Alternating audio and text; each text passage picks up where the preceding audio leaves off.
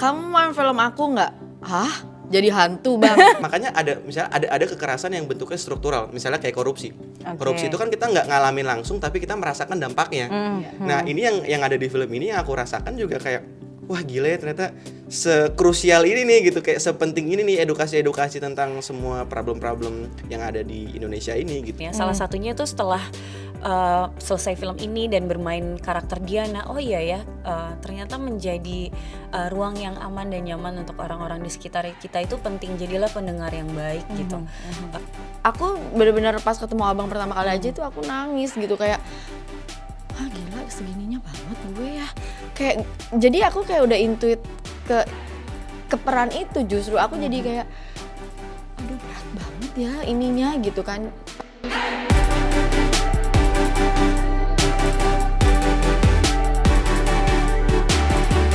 Hai semuanya, aduh seneng banget hari ini aku bakal ngobrol-ngobrol sama para pemain filmnya Bang Joko Anwar, Pengepungan di Bukit Duri. Yeay, kita kenalan dulu ya satu-satu ya. Di sini udah ada Kak Hana Malasan, ada Andy Ervian, dan juga ada Kak Lia Lukman. Ya maaf ya, ini mic-nya cuma satu emang ya, ada efisiensi loh. Waduh. Tidak. Kebersamaan ya. Iya. Balance. Oke, sebelum kita ngobrol-ngobrol soal film barunya Bang Joko nih sama para pemainnya, kita mau ngobrol-ngobrol sama para pemainnya dulu ya kan. Jadi gimana sih perjalanan karir sebelum Kak Hana sebelum jadi guru BK ya kan, Andy Ervian sebelum jadi murid di sekolah yang Bronx banget gitu ya, atau Kak Lia sebelum jadi kakaknya Bang Morgan di sini. Ya, Pak Edwin ya. Pak Edwin ya. Oh iya. Mungkin bisa dijelaskan sedikit dulu ya, gimana sih bisa berkecimpung di dunia yang sekarang terus akhirnya main lah di filmnya Bang Joko. Ini berarti film kedua ya Kak untuk Kak Hana? Enggak. Untuk pertama? Film dengan Abang Joko. Film pertama. Oke. Mungkin kalau berarti perjalanan di karir di Yes. sini ya. Oke, mungkin pertamanya startnya emang dulu tuh ikut dari Gadis Sampul dulu kan. Oh, sama dong kayak aku.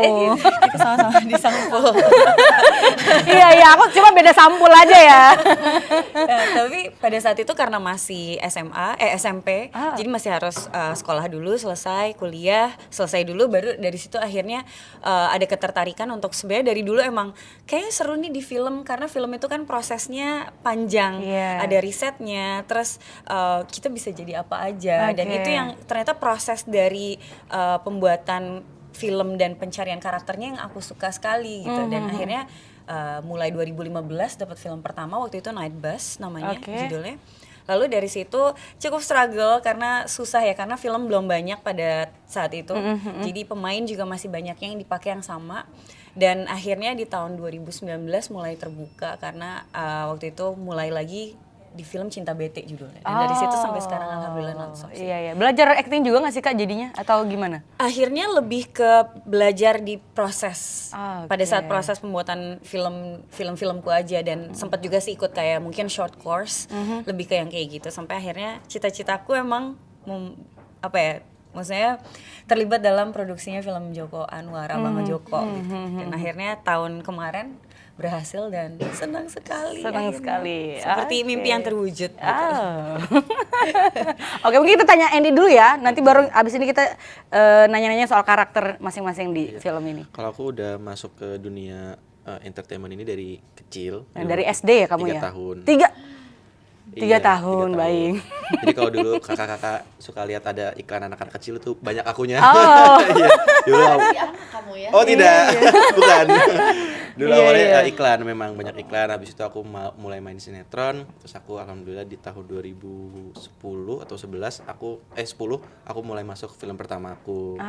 Kalau bekerja sama Bang Joko Anwar itu pertama udah kali sering di ya kan? 2017 Pengabdi Setan 1. Tapi dulu aku sempat casting di film-filmnya Abang. Tapi nggak berjodoh. Iya. Berjodohnya di 2017. Iya. Dan ini berarti film ke berapa nih bareng sama Bang Joko? Film ketiga.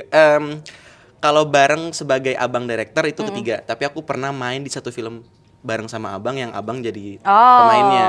Oke. Jadi sama-sama. Bukan, judulnya Parts of the Heart. Jadi sama, jadi main bareng di film itu. Iya. Oke. Tapi kalau misalnya dari kamu kan sebelumnya bintang iklan gitu, sama ya, gadis sampul, iklan-iklan gitu ya. Terus belajar acting juga nggak waktu pas pertama kali? Aku dulu jujur pernah ikut kayak sanggar ya dulu ya. Oh. Dulu tuh ada kayak sanggar-sanggar gitu kan. Kalau sanggar tuh diajarin semuanya tuh, acting, kayak modeling segala macam. Tapi aku nggak kuat gara-gara aku dimarah-marahin terus. Jadi aku trauma jujur. Oh Dulu gitu. tuh, iya aku trauma. Akhirnya aku belajar sama kayak Kak Hana sih, belajar dari proses-prosesnya aja, proses syuting gitu. Iya. Sempat masuk sanggar, abis itu berapa lama waktu itu masuk sanggarnya Aku kamu? nggak inget, pokoknya yang aku ingat aku cuma trauma dimarah-marahin terus. Ayo Tuh ampun. kayak mau lagi.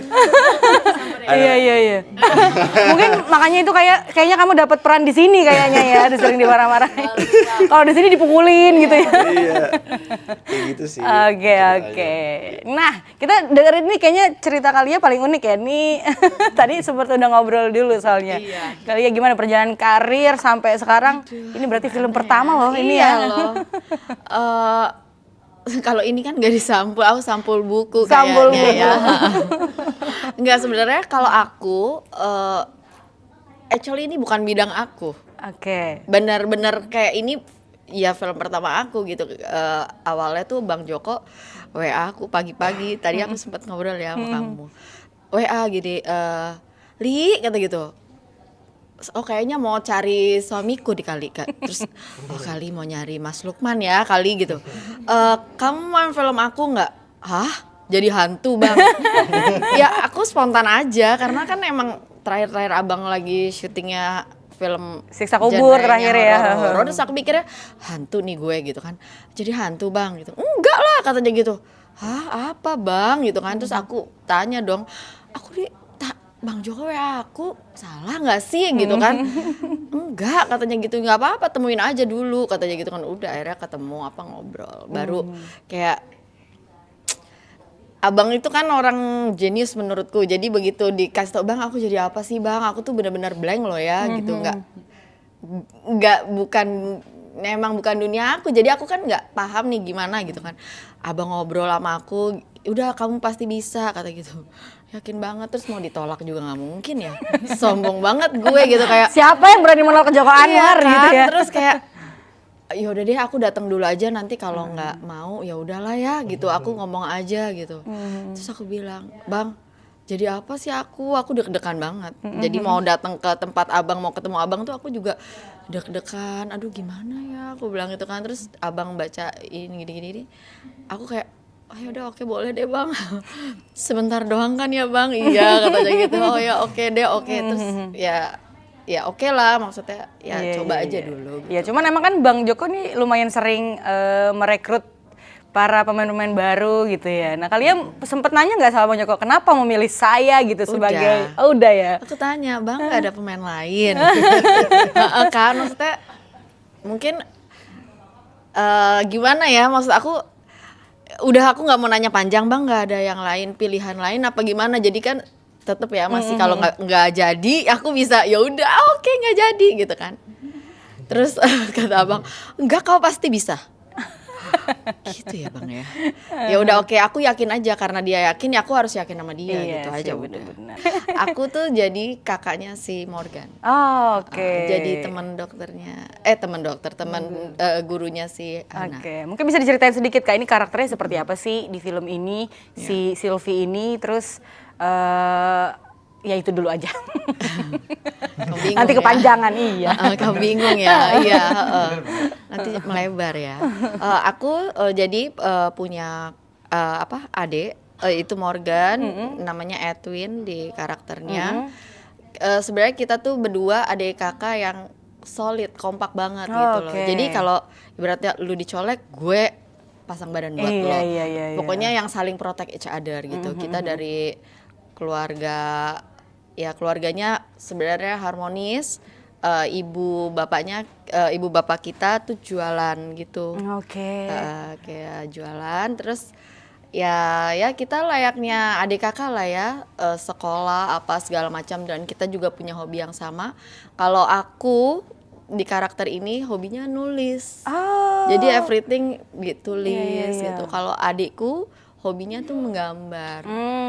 Jadi sebenarnya kayak kita tuh yang nggak bisa dipisahkan lah. intinya Oke. gitu. Sampai ada satu masa yang kita terpisahkan ya, tapi again aku minta ya, saking kita solidnya gitu loh. Ya aku minta sama adikku untuk nanti coba nonton aja ya. Nggak boleh terlalu banyak. Oh boleh. Cari anak itu. Ya, untuk mencari anak aku gitu. Jadi oke. saking karena dia ini banget sama aku.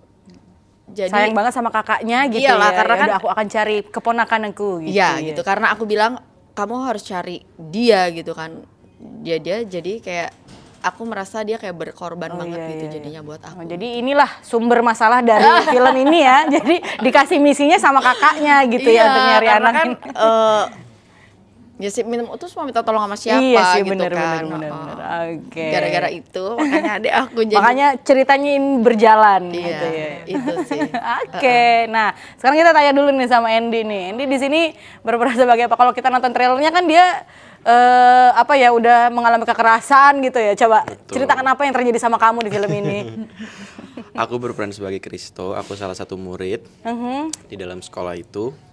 Kristo ini mungkin aku ceritain yang baik-baiknya dulu kali ya. Boleh. Kristo itu dia suka banget menggambar. Oke. Dia tuh punya skill menggambarnya itu sangat baik gitu. Dia hobi menggambar. Dia juga sayang banget sama keluarganya. Pokoknya kayak family man gitu. Family man ya. Cuman keburukannya adalah dia itu sebenarnya bukan karakternya yang buruk, tapi situasinya yang buruk. Oke. Jadi dia tuh selalu dihadapkan dengan situasi-situasi yang sulit. Dia harus ngambil keputusan-keputusan yang sulit setiap harinya karena dia harus bertahan hidup kan. Jadi gimana pun caranya, oke, gue harus dunia keras nih. Jadi kayak mau gak mau gue harus ikut terjun di dalam dunia yang keras ini. Gimana pun caranya gue bisa survive.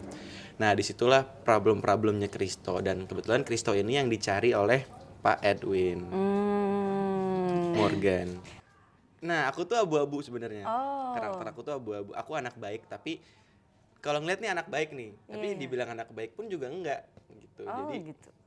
itu yang akan menjadi penasaran kan. Nanti makanya bisa langsung nonton aja Iya, filmnya. iya. Tapi ceritain dong, waktu awal pertama kali diajak untuk main film ini tuh gimana? Apa karena memang, karena kamu sudah pernah main 2 film sebelumnya gitu atau Enggak, gimana? aku Casting di juga? casting juga. Oh, oke. Aku dikasih tahu sama casting director kita, abang lagi ada film baru nih, mau coba nggak casting gitu. Pas aku lihat karakternya, wih, karakternya kok agak mirip sama aku gitu. Apa tuh miripnya, abu-abu juga? Soft boy. Oh, soft boy. Soft boy. Ya, bisa lihat di trailer kan, apa Iya. anak itu kayak dia kelihatannya kayak lemah gitu kan. Iya, Anteng. Aslinya bisa ini, kan Gemini saya Bung. Oh, baik. Jadi saya bisa Anda Gemini. kadang gini gitu. Tapi aku ngerasa memang karakter ini aku suka banget sama karakter Kristo ini. Jadi pas aku casting pun aku juga kayak ngerasa, aduh aku suka banget lagi sama nih karakter. Aku harus bisa dapet film ini dan aku harus bisa meranin Kristo. Apalagi syuting sama abang itu selalu menjadi hal yang sangat menyenangkan gitu. Luar biasa banget. Jadi ya aku bersyukur banget sih sebenarnya gitu. Oke, ya, sekarang kita nanya sama Kak Hana nih. Ini kan juga pertama kali ya buat Kak Hana untuk bekerja sama Bang Joko. Ceritain dulu Kak, waktu awal ditawarinnya gimana, terus karakternya seperti apa? Oke, pertama kali ditawarin itu jadi kebetulan ketemu di satu event yang sama dan bekerja bersama Abang Joko Anwar adalah salah satu cita-citaku di industri ini. Dan pada saat itu emang bertemu, terus ya starstruck ya seperti biasa. Abang, halo, kenal. Sebenarnya udah pernah kenalan, cuma apa kabar? Terus aku ngefans banget. Akhirnya bisa nyampein karena akhirnya ada momen untuk ngobrol. Oke. Dan pada saat itu Abang sempat ngomong, kamu bulan ini kosong nggak? Gitu. Waduh. Terus walaupun nggak kosong, mungkin sebenarnya Kosong. kosong gitu.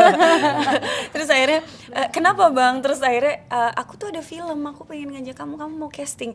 Dengan senang hati udah dipanggil casting aja kayak udah senang banget gitu. At least udah ada di kepalanya Abang gitu untuk menjadi salah satu pemainnya. Jadi akhirnya pada saat itu seminggu kemudian dikabarin casting directornya, lalu proses casting, ngebaca skripnya. Dan dari situ ya biasa proses menunggu yang cukup deg-degan, aduh dapet nggak ya, aduh hopefully dapet, dan akhirnya diumumin dapet gitu. Dan itu seneng banget ya rasanya. Jadi akhirnya maksudnya ini cita-cita banget kan dari dulu dan akhirnya bisa kerja bareng. Jadi Oke. gitu. Di sini berarti Kak Hana sebagai Di sini berperan sebagai Diana. Diana. Jadi Diana ini guru BK di sekolah Duri. Jadi sebenarnya Bu Diana ini tuh lulusan psikologi. Oh, oke. Jadi memang masa lalu dia membuat dia punya ketertarikan untuk mengambil bidang psikologi.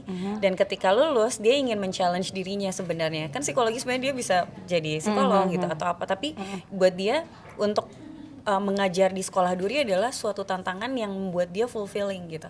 Buat dia ketika mengajar dan bisa memberikan ruang yang aman dan nyaman untuk murid-murid yang bermasalah atau membantu mereka, itu tuh suatu kayak misi dalam hidupnya gitu. Jadi itu yang membuat dia akhirnya memutuskan untuk ngajar di sekolah Duri. Jadi guru BK Jadi guru gitu BK. ya. Yang di mana-mana biasanya kan guru BK galak, di sini Bu Diana justru yang jadi tempat aman dan nyaman ya buat murid-muridnya. Iya iya. Kalau ngelihat situasi sekolahnya sih kayaknya memang begitu ya.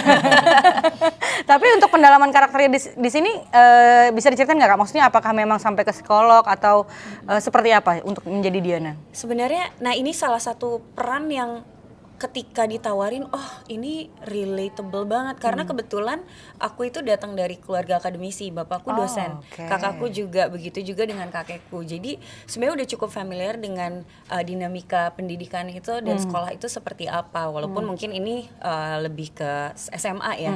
Jadi struggle-nya sebagai guru, lalu kayak seperti apa komunikasinya dengan murid dan guru itu tuh udah cukup familiar. Jadi rasanya senang banget nih ini, dan sebenarnya dulu cita-cita yang mungkin masih pending atau belum tercapai itu juga menjadi guru gitu.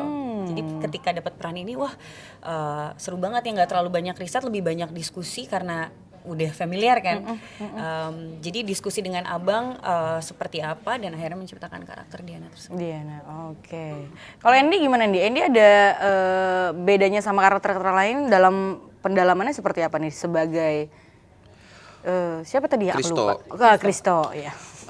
Kalau ini perbedaan ya, mungkin sebelum-sebelumnya aku banyak berperan di film horor ya.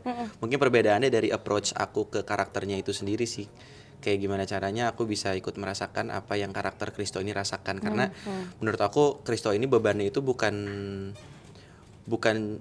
cuman yang kelihatan, tapi yang nggak kelihatan juga kayak dalamnya gitu. Secara psikologis, secara psikis aku juga bisa harus mengerti apa yang Christo rasakan, karena jujur kompleks banget. Karakter Christo ini menurut aku kompleks banget. Tapi alhamdulillahnya abang kan selalu ngasih detail karakter dari mulai background story, apa aja yang pernah dia lakuin, buruk baiknya. Jadi aku ngerasa sangat terbantu. Jadi aku nggak terlalu sulit untuk masuk ke dalam karakter Christo ini, alhamdulillah. Nah, kalau kalian sendiri ada tantangan nggak? Ini udah pertama kali sama Bang Joko.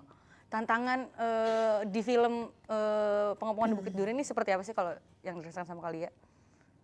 Ya semua hal baru kan buat aku. Jadi aku kayak aduh gimana ya? Kayak nginget semua nama-nama pemain gitu. Nggak ingat aku. Karena banyak banget. Actually ini case-nya banyak banget. Cuma tahu Edwin karena aku Paling sering berinteraksi ya. Nggak sering berinteraksi, maksudnya ya aku kan interaksinya cuma sama dia doang gitu kan. Terus belum yang ada aku kecil, ada yang ini gengnya ada berapa ya? 2 ya. Anakku aja gengnya ada berapa banyak lagi gitu. Terus kalau ngeliatin Big Reading gini, banyak banget mainnya. Ini siapa aja? Ini yang mana aja? Iya, kayak ini kelompok mana gitu banyak. Kalau tantangannya siapa ya? Selama syuting gitu Kak, atau pas lagi berakting sama Morganya sendiri gitu? Kan ini ini film pertama aku. Terus abang ngasih ini peran, terus adegannya kan nangis ya, aku ini. Ya Tuhan, gimana ini kayak bukan yang fun apa gitu kan. Terus jadi kayak sepanjang dan deep itu. Nangisnya tuh bukan cuma sekedar nangis kan. Tapi deep. Ada reason gitu loh. Jadi kayak pas reading aja tuh kayak Christo bilang, abang tuh selalu ngejelasin detail why, terus latar belakangnya tuh detail. Jadi kayak aku belum yang tadinya aku bilang gue pikir-pikir aja dulu. Terus aku kayak kebawa, aku bener-bener pas ketemu abang pertama kali aja itu aku nangis gitu, kayak gila segininya banget gue ya. Kayak jadi aku kayak udah intuit ke peran itu, justru aku jadi kayak aduh berat banget ya ininya gitu kan. Paling itu sih yang terlalu ini enggak, karena abang itu benar-benar kalau di lokasi apalagi udah di set apa segala macam, kita tuh intinya kayak dibikin nyaman gitu loh. Jadi kita kayak mungkin aku beruntung kalau bukan dia, aku kayaknya juga mikir nggak mau acting lagi gitu ya, nggak mau syuting. karena treatmentnya beda banget menurutku ya. Kayak bisa bikin kita kayak tenang gitu, udah tenang aja. Apalagi dia tahu mungkin aku pertama kali ya. Terus kayak udah tenang aja, ingetin ini Li, gini ini. Ya bang, dia belum ngomong, dia baru ngomong gitu, aku udah nangis, gak bisa teks sekarang aja ya gitu. Paling itu sih. Iya. Kalau untuk Andy sama Kak Hana mungkin bisa ceritain apa sih tantangan dalam main di film ini gitu ya. Kalau aku lihat kan emang kalau di lokasi syutingnya aja kan banyak banget tuh orang yang terlibat, pukul-pukulan dan segala macam. Mungkin bisa diceritain yang paling menantang gitu di film ini tuh apa? Paling menantang Puasa waktu itu syutingnya ya? kalau fisik iya sih. Serius? Kita syutingnya Lagi puasa? lagi puasa. Itu salah satu yang lumayan nguras energi juga, apalagi sambil puasa takutnya lemas. Tapi aku sih ngerasa mungkin karena aku kebanyakan funnya ya, aku ngerasa syuting kita tuh fun banget. Jadi tantangannya tuh nggak minor lah, misalnya minor gitu. Tantangan-tantangan yang aku rasain di mungkin film-film yang lain juga gitu. Aku sih lebih ngerasa kalau film ini banyak kelebihannya dan banyak dilancarkannya sih. Alhamdulillah. Terus syuting sehat ya? Syutingnya juga sehat banget. Padahal segitu ribet gitu ya. Tapi kayaknya syutingnya enak gitu. Lancar Iya, banget. lancar aja. Apa olahraga dulu gitu syutingnya apa gimana? Kita syutingnya sangat proper, sangat sehat. Bahkan kadang Dalam kita waktu kali. iya dalam jangka waktu cuman beberapa jam. Bahkan kita kadang hampir sering banget ya syuting nggak nyampe azan asar kita udah selesai. Jadi selalu sebelum apa namanya? Sebelum buka dan selalu lebih cepat dari estimasi waktunya gitu. Iya. Jadi emang dipermudah banget sih semuanya sama Abang. Ya mungkin ketika tadi kalau ngebahas mengenai kekerasannya apakah itu membuat kita terganggu? Iya, kalau mungkin melihat dari kacamata kita pribadi gitu, Hana melihat itu oh iya ya, ini kekerasan ini tuh serem ya walaupun itu di dalam set gitu. Tetapi itu justru sangat membantu ketika karakter itu ada di dalam. Jadi dengan situasi yang dibuat sekondusif mungkin, dengan situasi yang seril mungkin, dengan set pemain yang luar biasa juga, itu justru membuat kita jadi bisa deliver emosi dengan sebaik mungkin juga gitu. Justru. Tapi kalau ngelihatnya dari kacamata yang lain, iya ya, wah ini kekerasan ini serem ya. Gitu. Iya. Karena kalau misalnya lihat di trailernya kan emang ini ceritanya kan di sekolah tentang pendidikan, terus anak-anak yang memang di dalamnya ada kekerasannya juga. Aku mau nanya sama Kalia deh, untuk sebagai seorang ibu gitu ya, ini kan sangat dekat dengan anak-anak Kalia yang sekarang udah remaja gitu ya Kak. Gimana sih Kak cara Kalia untuk menanamkan ke anak untuk gimana nih menghadapi kekerasan atau nggak melakukan itu gitu? Again, aku bilang semua itu datang dari rumah, dari keluarga gitu kan. Kalau misalnya ya kalau aku selalu parentingnya tuh harus jalan gitu. Suami istri kita harus kayak sama-sama sejalan dulu nih, satu visi misi dulu nih. Jangan nanti bapaknya bilang ini, maknya bilang ini, jadi kayak anaknya bingung gue mau jadi apa, gimana gitu. Itu enggak. Jadi kalau misalnya kayak aku mau anakku mungkin nggak melakukan itu, ya aku harus menerapkan itu di rumah gitu loh. Nggak bisa nih ibaratnya aku sama Mas Lukman gitu misalnya gini, tolong ambilin ini gitu, nggak mungkin karena itu dia akan lakukan itu di luar juga gitu. Jadi aku mau anakku nggak begitu, jadi aku kalau di rumah pun ya kita harus hari-harinya juga ya kayak ya oke aja gitu loh, ya yang sewajarnya aja gitu loh, lebih begitu ya. Oke. Kalau Andy gimana Di? Ini kan maksudnya apa ya isu yang dekat dengan anak-anak muda yang kamu juga masih kayak kita gitulah Betul gitu sekali. kan.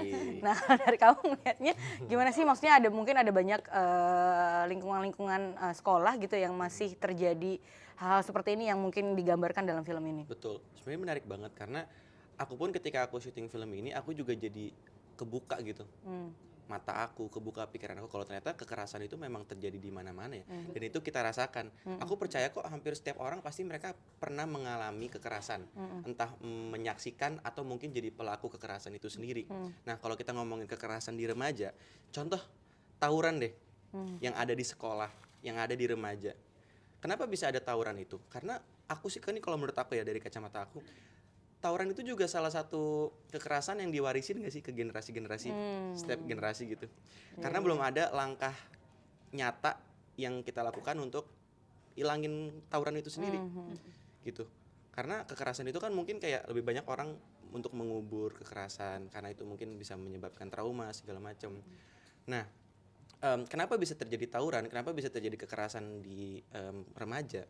Salah satu faktornya menurut aku adalah karena banyak karakter-karakter remaja ini mereka tidak bisa menyampaikan apa yang mereka rasakan itu secara kondusif.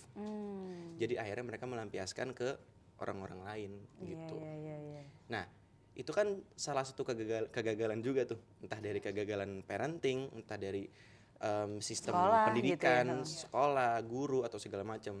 Dan kita kan maaf kita tuh juga bukan kita tapi memang kita tuh juga masih kurang apresiasi terhadap guru juga dan juga sistem pendidikan. Jadi ya menurut aku banyak yang harus diperbaikin juga. Nah, film Pengepungan di Bukit Duri ini bisa bikin kita aware gitu kalau ternyata kekerasan itu ada di sekitar kita, apa langkah-langkah yang harus kita lakuin biar masa depan kita tuh bisa berubah menjadi lebih baik gitu. Iya. Sebenarnya ada banyak faktor yang Ya, menjadi faktor. penyebab anak mengalami kekerasan atau menjadi pelaku kekerasan gitu ya. Ibu guru BK mungkin bisa mau nambahin. Mungkin Kalau dari sudut pandang guru BK seperti apa sih kalau melihat yang kayak gini-gini, Kak? iya, pastinya benar ya, kayak kekerasan itu kan terjadi terutama di kalangan remaja itu ya. Itu kan karena mungkin mereka melihat kekerasan itu di sekitarnya. Mereka mencontohkan biasanya dari teladannya, dari yang diteladani gitu. Mungkin di lingkungan sekitarnya, entah di sekolah atau di keluarganya, yang mereka lihat itu kekerasan adalah suatu solusi, bukan melihat itu sebagai suatu masalah gitu. Itu kan sebenarnya dimana mungkin kenapa itu terjadi, mungkin gak sih karena itu kurangnya teladan gitu. Ketika yang kita teladani membiarkan itu terjadi gitu, bukannya malah merubah atau misal membiarkan kekerasan terjadi atau kejujuran yang dianggap naif atau kebaikan yang dianggap akhirnya suatu kelemahan gitu. Dan teladan kita membiarkan itu terjadi, dan itu yang membuat akhirnya terbiasa di kalangan remaja gitu. Dan itu terus ke generasi berikutnya, dan seharusnya kan kita nge-break circle itu gitu. Sebenarnya mungkin itu yang terjadi. Iya. Dan sebenarnya yang mau diangkat dari film ini kan selain ada kekerasan di sekolah, terus ada Ketidakadilan sosial dan ketidaksejahteraan guru yang bisa kita lihat. Jadi memang film ini sebenarnya dibuat bukan hanya untuk entertainment aja, tapi juga mengangkat isu-isu yang sebenarnya sangat relevan terjadi dimanapun sebenarnya, bukan hanya di Indonesia. Dan hopefully dengan film ini kita jadi refleksi ke dalam diri, apa sih yang seharusnya kita lakuin untuk merubah itu supaya tidak terjadi hal-hal yang ada di dalam film itu. Sebenarnya kan perubahan itu yang kita butuhin, dan perubahan tuh nggak harus yang besar kok, dari hal kecil aja deh gitu. Seperti yang tadi Andy bilang, mungkin anak-anak remaja ini tuh tidak merasa punya ruang yang aman untuk mengekspresikan apa yang mereka rasakan gitu. Apalagi usianya usia yang sangat bergejolak kan. Dan menurutku jadilah ruang yang aman dan nyaman tersebut gitu. Itu yang aku pelajarin dari karakter Diana. Jadi misal di lingkungan sosial kita, yaudah kita jadi pendengar yang baik deh, apa sih yang dialamin teman kita misal. Mungkin bisa start dari situ, nggak perlu yang gede banget deh gitu. Tapi mulai dari diri sendiri. Setelah main di film ini ada nggak POV yang yang teman-teman dapetin atau yang mengubah sesuatu gitu dari diri kalian setelah, karena kan message-nya memang banyak banget gitu ya, apalagi Bang Joko kan wow gitu. Iya, mungkin yang tadi udah disampaikan ya. Salah satunya itu setelah selesai film ini dan bermain karakter Diana, oh iya ya, ternyata menjadi ruang yang aman dan nyaman untuk orang-orang di sekitar kita itu penting. Jadilah pendengar yang baik gitu. Mungkin bisa start dari situ, dan juga setelah berperan sebagai guru di sini, rasanya apresiasi terhadap guru tuh lebih tinggi gitu. Dulu mungkin ketika SD, SMP, SMA gitu kayak oh ya udah gitu, karena mungkin kita juga senangnya bermain, apa sih kok galak, kok nyuruh kita ini. Dan setelah ini tuh oh ternyata yang mereka maksud tuh baik banget ya. Ketika kita dewasa akhirnya kita mengerti apa maksud mereka gitu. Sedangkan beban yang mereka kayak lewatin gimana mengajar, terutama di sekolah yang negeri gitu ya, mereka mengajar 40 murid loh gitu, seberat itu, dan tidak mudah. Banyak juga yang macem-macem karakternya, ada yang nakal, ada yang baik gitu. Itu tuh kayak oh tidak mudah ya menjadi mereka. Jadi membuat aku lebih appreciate guru gitu sebenarnya. Apalagi guru punya tanggung jawab untuk ibaratnya membentuk karakter Betul. masa depan bangsa gitu Itu ya. kan, itu sebenarnya kayak tombak terdepan, bukan hanya mengajar teori gitu, tapi juga pembentukan karakter kan. Itu sih akhirnya ngebuat aku lebih appreciate guru, kalau aku salah satunya juga. Kalau Andy gimana? Kalau POV-nya Andy sebagai mungkin sebagai anak mudanya gitu gimana? Aku sih setelah main di film Pengepungan di Bukit Duri ini, aku jadi lebih aware sama banyak hal ya. Aku malah jadi mengawal hal-hal yang isu-isu yang ada di film ini juga, kayak seperti kita harus lebih menghargai guru, ternyata peran guru sepenting itu. Terus aku juga melihat ada diskriminasi di masyarakat. Aku juga melihat sistem pendidikan yang masih kurang di Indonesia. Jadi setelah film ini tuh aku jadi kayak, kadang kan kita tuh ngelihat sesuatu itu harus kita lihat dulu baru kita bisa ngerasain kan. Iya. Nah jadi ketika aku syuting film ini, aku ngerasain isu-isu yang ada di film ini, dan ternyata itu yang aku alamin juga di kehidupan nyata aku. Jadi kayak, hah, kok bisa sih sedekat ini gitu sama kehidupan aku pribadi. Walaupun mungkin aku nggak secara langsung aku merasakan, tapi kan makanya ada misalnya ada kekerasan yang bentuknya struktural, misalnya kayak korupsi. Korupsi itu kan kita nggak ngalamin langsung, tapi kita merasakan dampaknya. Nah ini yang ada di film ini yang aku rasakan juga kayak, wah gila ya ternyata sekrusial ini nih gitu, kayak sepenting ini nih edukasi tentang semua problem-problem yang ada di Indonesia ini gitu. Jadi ya itu membawa hal-hal baik juga sih untuk aku pribadi jujur. Atau kamu kepikiran jadi apakah setelah ini aku akan menjadi politisi gitu ya? Oh tidak. Makin jauh tuh. Makin jauh. Makin jauh tuh. Aku mau jadi polisi moral. Polisi moral. Oke, kalau kalian mungkin apa yang bisa apa ya didapatkan atau ada pesan yang mau disampaikan gitu di film ini? Tadi udah dibicarakan juga ya sama Hana sama Andy gitu. Again, kalau aku lebih sisi lihat dari, karena kan aku di sini ya ibaratnya kayak udah orang tua juga gitu ya. Again sebenarnya kita kan menitipkan anak-anak itu ke sekolah, which is sama guru-guru. Kita tuh sebenarnya waktunya dibanding mereka di sekolah, waktunya nggak banyak. So kayak tadi Hana bilang, kita tuh harus bener banget sih appreciate guru. Karena berapa ya, sekarang sekolah tuh berapa jam ya? 7? Iya, dari jam 7 sampai jam 3. Iya kan? Anak-anakku juga pulang kadang-kadang baru sampai rumah hampir jam 4. Jadi hampir setengah hari mereka sebenarnya sama guru. So, kita di rumah itu sebenarnya hanya membekali loh. Hari-hari mereka Senin sampai hari Jumat di sekolah banyaknya sama guru-guru. Jadi aku merasa kayak apa-apa ya kita saling bersinergi gitu antara orang tua sama guru. Jadi aku merasa kayak gila ya, guru itu memang bebannya berat loh. Ibu-ibu di sekolah ini aja kalau apa-apa komplain ke guru. Aku tuh salah satu mungkin yang nggak pernah komplain kali ya, kalau nggak terlalu krusial gitu. Karena ya melihat anak-anak sekarang kan ya beda loh. Zaman kita dulu, kayak tadi aku juga udah sempet ngobrol ya, zaman kita dulu sama anak yang sekarang beda. Anak sekarang lebih kritis-kritis lagi gitu. Jadi kalau kita komplain mulu, mau ini gini, tapi dari rumahnya kita juga nggak ngebekalin yang dengan baik. Aku rasa kayaknya nggak bisa berjalan dengan baik juga ya ke depannya. Iya sih gitu. benar. Ini berarti kalian orang tua favorit guru-guru kayaknya ya. Nggak jarang komplain gitu. Ya sekarang kalau kita mau komplain, tapi kan kita juga sebagai orang tua di rumah kan kita juga harus punya tanggung jawab yang sama ya Kak ya. Iya. Oke. Itu sih. Oh, boleh kasih tepuk tangan dulu dong. ini kayaknya lumayan ini ya, untuk bagus untuk orang tua, untuk guru-guru, untuk murid gitu. Iya. Semua kalangan. Nonton jangan lupa. Ya, nah.